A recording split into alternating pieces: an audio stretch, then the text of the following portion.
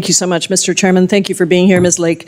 The U.S. Agency for Global Media is tasked with providing unbiased news worldwide to over 427 million listeners, many of whom live in countries without freedom of press or freedom of the speech. And it is your job to promote the American ideals of freedom and democracy. So I wanted to start just by confirming, do you support democracy or authoritarianism? I think that's pretty obvious. I support freedom and democracy. Democracy. Great. Would you agree that accepting the results of a fair and free election are critical to a functioning democracy? Would you agree that standing up and cheering for a cancer survivor would have been the nice thing to do? Ms. Lake, this is my time. Okay. Would you accept that accepting the results of a free and fair election are critical to a functioning democracy? It's a yes or no question. Do you think it's essential for democracy to have a free and fair election? We need free and fair elections. Free and fair elections, great. Thank you so much. And yet, you have, to this day, refused to acknowledge that President Trump lost the 2020 election, something that even members of President Trump's own Justice Department have admitted and multiple lawsuits have shown. And we heard my colleague from Arizona talk about what happened in Arizona. So it concerns me that you are now tasked with this responsibility of ensuring democracy around the world when you won't even accept a free and fair election. I'm also concerned by your ability to promote the American ideals of freedom and democracy, given your record defending and praising dictators. Let's look at Hungary. You previously stated that Hungary is, quote, doing it right, and that Hungarian Prime Minister Viktor Orbán was, quote, the greatest in America, greatest in caps, and, quote, and equal to President Trump. Do you stand by those statements? I think that Viktor Orbán has done a very good job at protecting his people and protecting the Hungarian culture. And so, I think Ms. Lake, if you ask people in Europe, other parts of Europe, the question here is very simple. They would be wishing that their leaders stood up for their people. Is Viktor Orbán the greatest in Europe? Yes or no? I think he's done the best job in Europe, yes. Okay, and so even Secretary Rubio acknowledged in a 2019 letter that under Orbán, Hungary took a downward democratic trajectory, and yet you insist that Hungary is doing it right. I want to cover some of the policies that Mr. Orbán is responsible for. Would you consider banning LGBTQ pride parades like Viktor Orbán has done in Hungary as doing it right, recognizing that pride parades are protected under the First Amendment? What does this have to do with the U.S. Agency for Global Media? I'm asking you whether you support the policies of dictators and authoritarians or whether you support democracy. You have said that Viktor Orbán is the greatest in Europe. So do you think that Viktor Orbán is doing it right when he bans pride parades? I think Viktor Orbán has put the people of his country first. So the answer is yes, you think it's appropriate that he's banning pride parades and using facial recognition technology to actually profile people that go to those parades? How about the fact that Orbán and his party control 80% of Hungary's media market? Are we here talking about Hungary? Yes, we are, because guess what? Your agency actually is responsible for other countries Hungary is an ally. Can I remind you that Hungary is an ally of America? Oh, and so you think that it's okay that Viktor Orbán, the greatest in Europe, according to you, controls 80% of Hungary's media market? Is that level free and fair reporting? I don't. You obviously don't like our ally Hungary. I think that I'm asking you if you think that it's appropriate. Ms. Lake, it is my time.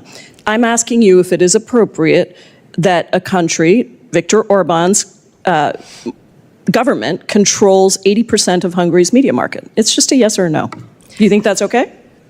Think he's the greatest of all time? I don't have an opinion on what Viktor Orbán is doing in Hungary. It's not up for debate. It's a fact that has been documented by numerous organizations. Now, not only have you supported, excuse me, Ms. Lake, I'm sorry to remind you, you are not a governor. You're not even a candidate for governor. You're here, and this is my time.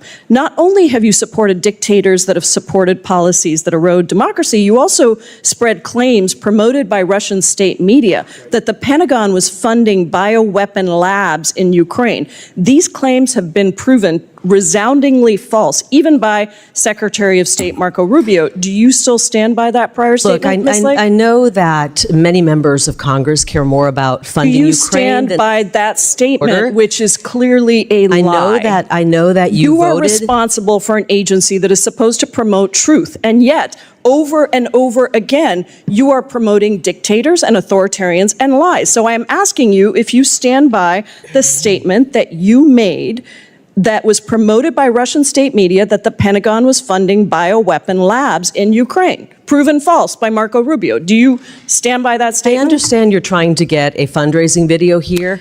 Okay, so well, you clearly don't understand that you are actually here before Congress. Mr. Chairman, I just want to say you had more than enough time. I gave you a few extra seconds, and your time has expired. Unfortunately, and I now recognize Representative Davidson. Ms. Lake is not responding to the questions. Can I have just 1 second to respond? Because who is going to be speaking next? Representative Davidson is next. Oh, may I have just 1 second to respond to that? Obviously, from some of the questions we're hearing from the Democrats, they care more about a lot of other countries than America. And we've seen what we just witnessed in that exchange between Representative Pramila Jayapal and Kari Lake is far more than a heated back and forth in a congressional hearing. On the surface, it looked like a sharp clash of personalities, Jayapal pressing with precision and Kari Lake pushing back with defiance. But if we slow it down and really look at what's happening, it's a window into something bigger, the tension between America's democratic ideals and the creeping normalization of authoritarian politics. Jayapal started with what should have been the simplest question in the world: do you support democracy or authoritarianism? For most people in public life, that's a softball. But she wasn't just asking to fill time, she was laying the groundwork.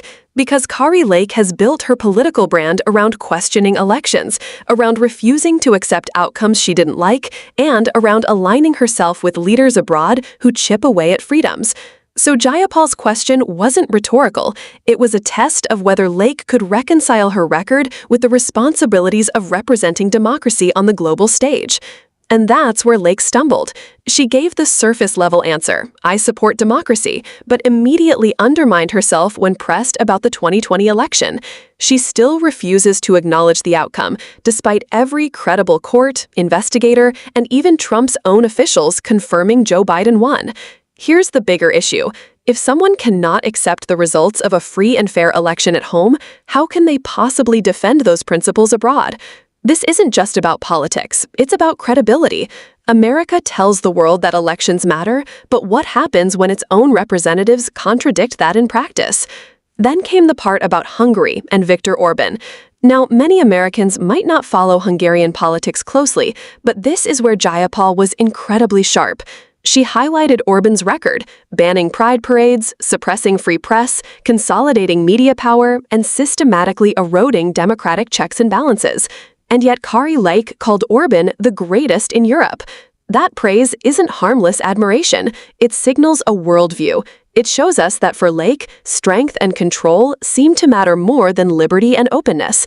That's deeply concerning, because when American leaders normalize authoritarians, they weaken America's own moral voice in the world. And let's not forget the Ukraine piece. Lake repeated false conspiracy theories, claims pushed by Russian state media that the U.S. was funding bioweapon labs in Ukraine. This has been debunked time and again, even by Republicans like Marco Rubio. But instead of retracting, she doubled down.